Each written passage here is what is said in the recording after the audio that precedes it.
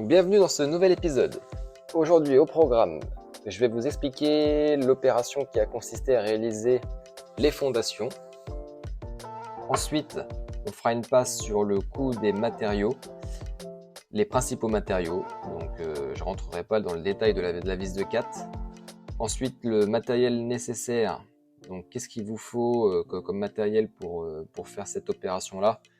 Et puis pour finir, un petit moment fun où on rigolera avec des prises de vue ratées. Donc voici le chantier. Donc ça a été fait fin juillet, suite à la validation du permis et les 2 mois d'attente.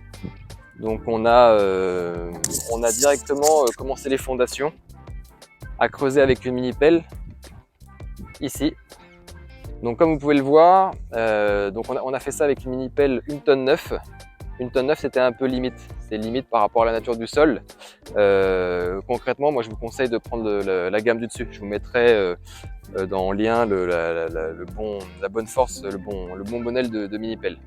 Voilà, donc des fondations ici. Je vous mettrai aussi les caractéristiques des fondations qu'on a fait.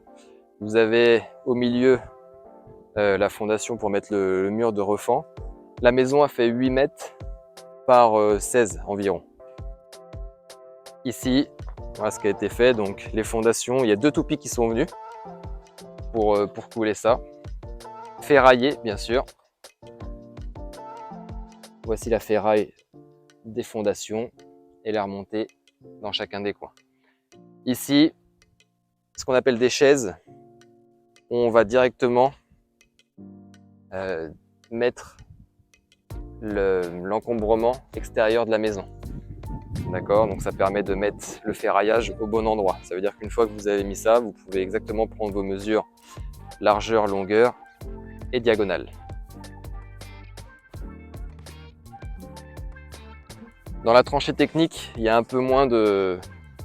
Il y a 20 mètres. Il y a 20 mètres ici. Vous voyez ici, donc vous avez l'arrivée d'eau qui passe sous la fondation.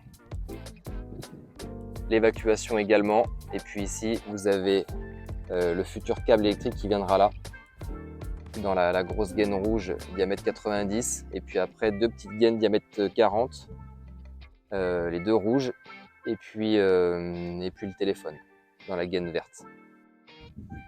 Et on signale tout ça par des filets avertisseurs.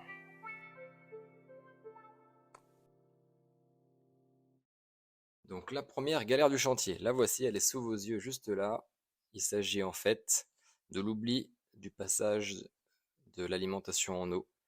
Donc on l'a fait juste après avec la mini pelle. Voilà, c'était pas l'idéal, mais une petite réserve juste avant de couler, ça aurait été la bienvenue. Sur la première photo, on peut voir que les chaises ont été installées. Les chaises, je rappelle ce que c'est les tasseaux verticaux et horizontaux qu'on peut voir. Et entre les chaises, on vient faire un coup de marquage au sol avec une bombe de marquage pour réaliser une tranchée droite avec la mini pelle. La deuxième photo, on peut voir que la ferraille a été mise dans le fond de la tranchée. Donc juste avant de mettre la ferraille, néanmoins, il faut quand même prendre des prises de niveau. Comme vous pouvez le voir sur la photo, il y a un niveau laser qui tourne et qui permet de savoir si on a atteint la profondeur désirée au fur et à mesure de la réalisation de la tranchée. Ensuite, c'est tout bête, il n'y a plus qu'à mettre la ferraille dans le fond et de les relier.